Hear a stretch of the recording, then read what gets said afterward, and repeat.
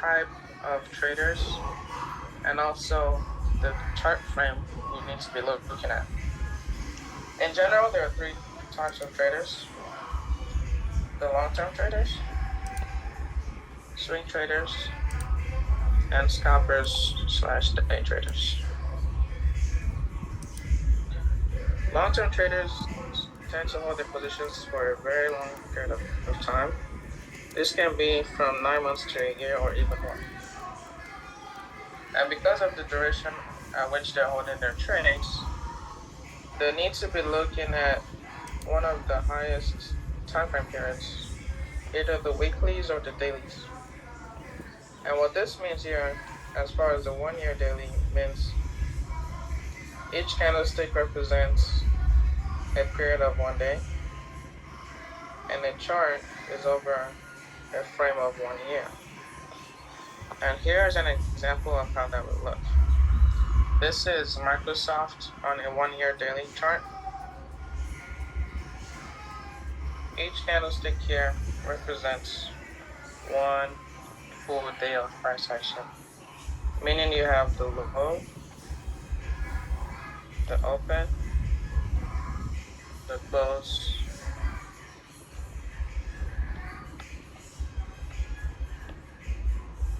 and the high for each day. And this is really good for long-term traders because they can have a macro view of what the prices have been in the last 52 weeks. And also, at the bottom of this chart, this is a screenshot from Thinkorswim. It gives you additional information on earnings. So earlier, Thelma mentioned earnings. What are earnings? So earnings are meetings / calls required by the SEC every quarter.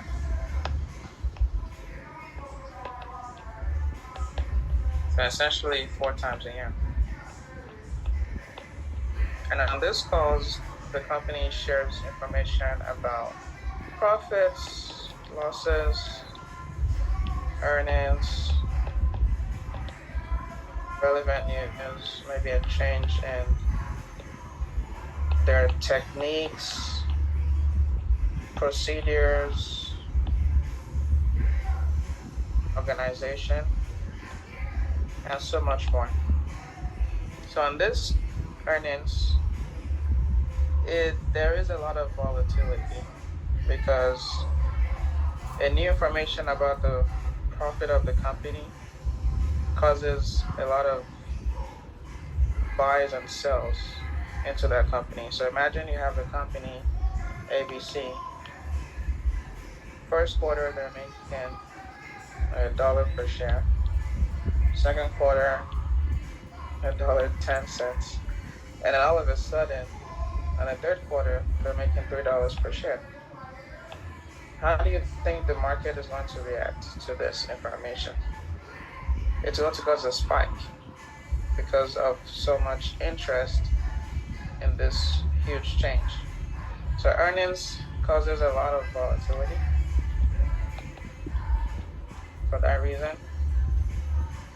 And you have to kind of trade differently when there's an earnings coming up. Either you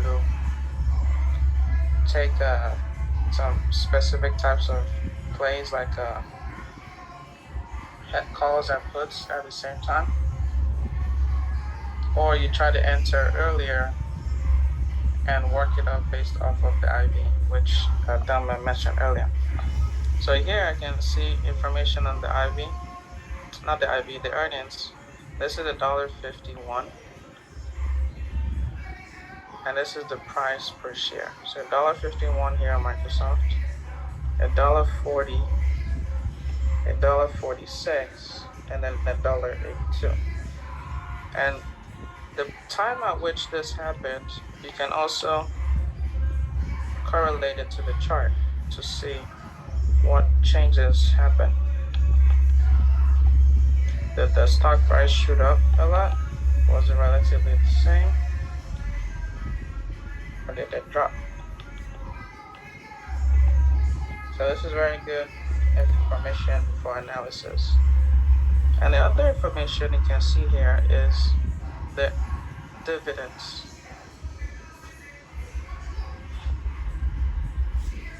What are dividends? So dividends are profit sharing to shareholders.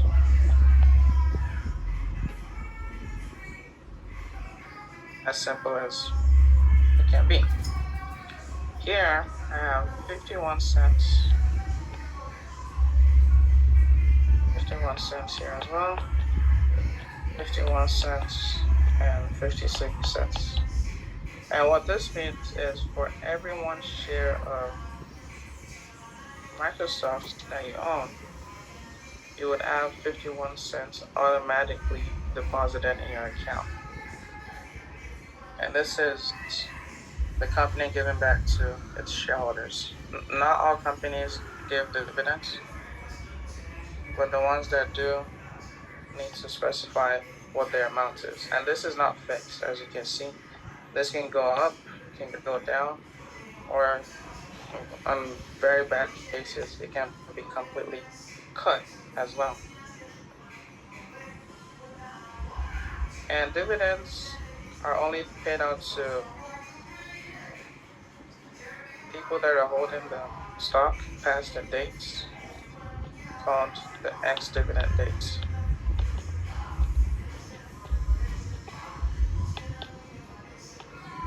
If the ex-dividend date is, for example, August 5th, you need to owe that past that date. If you sell it on the 4th, well, you're not getting that dividend. So you have to make sure you're following what the dividend date is if you want to receive dividend on that stock that you're holding and not sell it before. So this is how a chart for a long-term trader will be, 1 year, 9 months or more. If you're going to be swing trading, and what swing trading is you're holding your plays for just a couple days to a couple weeks. You would still need to chart, but now you're looking at a smaller time frame because you're holding this for way less. So you're not necessarily focused on the macro scale, you're focused on a smaller scale than that. So here are some examples, but not limited to. The 3-month daily, 180 days hourly, and you can even have something as small as the 5-day, 5-minute chart, 20-day, 15-minute chart. And an example of that will look like this. This is Microsoft 180 days, 4 hours per candlestick. Here, each candlestick represents 4 hours of price action. So that means in that 4 hours, it will tell you what the open is, the close is, the high, and the low. OHLC.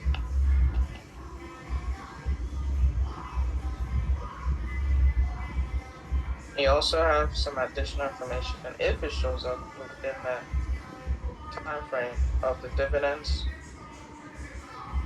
the earnings, and dividends. So here we can't see as much as we saw up here because this was a full year.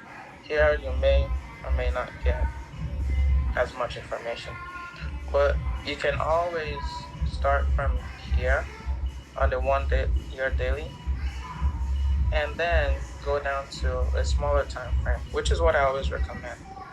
Always start with a macro scale and then get more granular. Because for scalpers and day traders, they're going to only hold for a short amount of time. And there is a difference between these two. Scalpers and day traders. So right here, is specifically for scalpers. Scalpers only hold their positions for a short amount of time. This can be from 10 minutes to an hour because they're predominantly trying to profit off the momentum of the stock. There's not much here for the long-term longevity of the company. Is just in that time now, right now, how can I profit off of this? And for that reason, there's no need to really hold it for long. 10 minutes to an hour and I'm out. Day traders, on the other hand, hold it for longer, but they still sell sometime during the day. So for a day trader, if I buy it today, I must sell today as well. So let's say I buy at 9 a.m. The market closes at 4 p.m. I can still sell it at 3:30, noon, 10 a.m. But day traders always try to sell it during that same day. And can you think of any advantages of selling in the same day as a day trader? What are some advantages of this?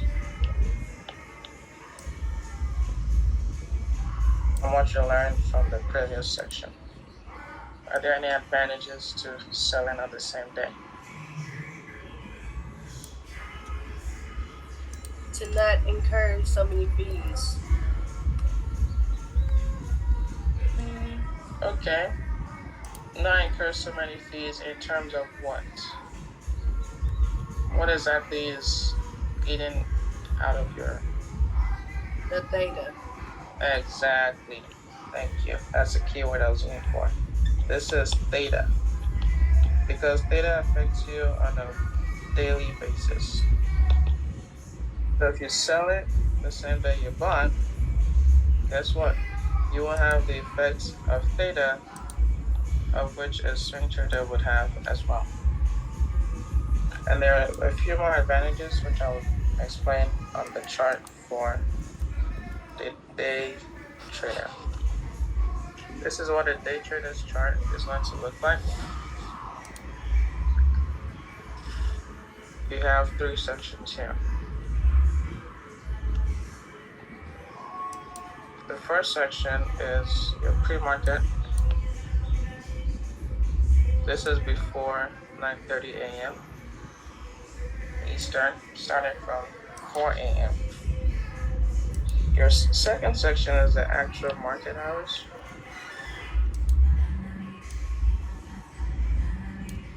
Which is from 9:30 to 4 Eastern.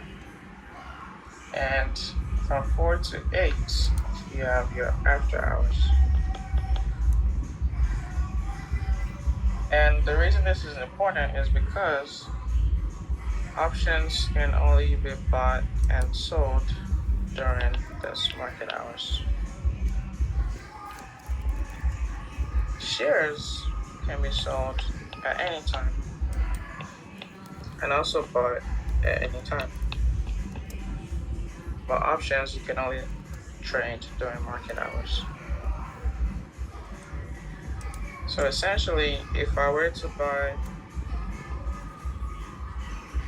puts here and I held it all the way here into my after hours, when would I be able to sell this if I wanted to take profit?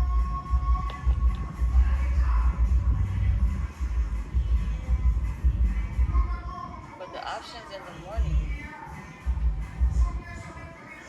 So here,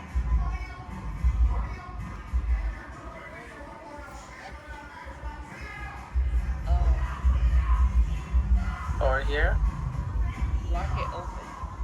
Okay, yes, exactly. So I can only sell it back in this region here. So that's another thing for day traders is because you can only trade options during the day, they would rather just sell it before the market closes and secure those profits before it goes to after hours. Because after hours, you can't sell. Pre-market, you can't even sell it here either. So you have to pretty much wait till the market opens, and that could open in either direction, right? So that's another advantage of being a day trader is you can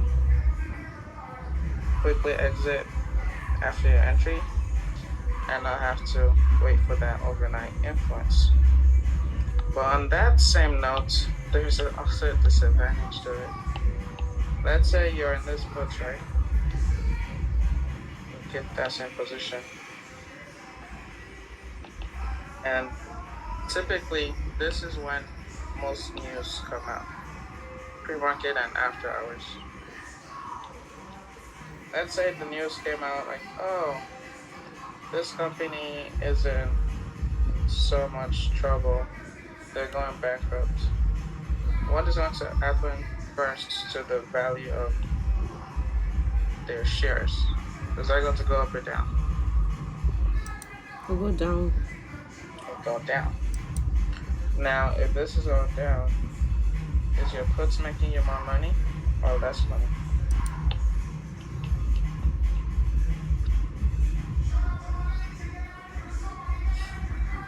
The puts we bought here. So this is going further down. Am I getting more profitable? Yes. Yeah. Because, someone has their hand up. Go ahead. I was gonna ask, so what if you try to sell and there are no buyers and you get stuck with the items till after hours? What do you want to sell after hours? Oh, well, so like let's just say you know, or is it that with contracts you're not selling, you're just betting? You're not allowed to sell after hours. Right, but what I'm saying is, what if you don't, like, no buyers materialize before the market closes for something that you've tried to sell? Oh, yeah. So that's also possible. So you also have to make sure you're trading.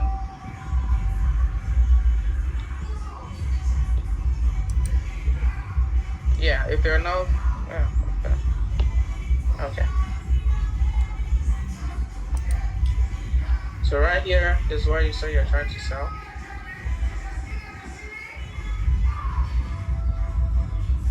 If you try to sell here and there are no buyers when you're selling, then this obviously would not execute.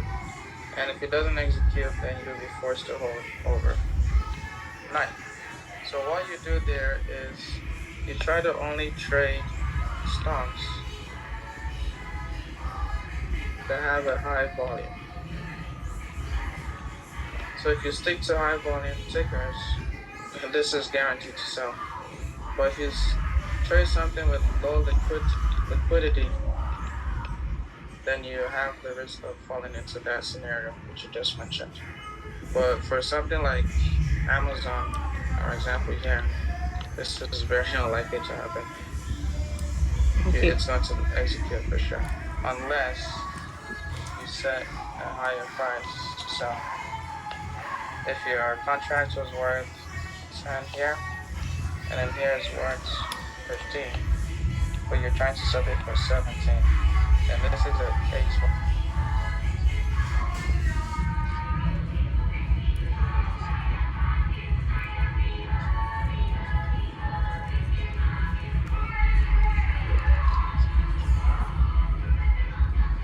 Yeah, it does.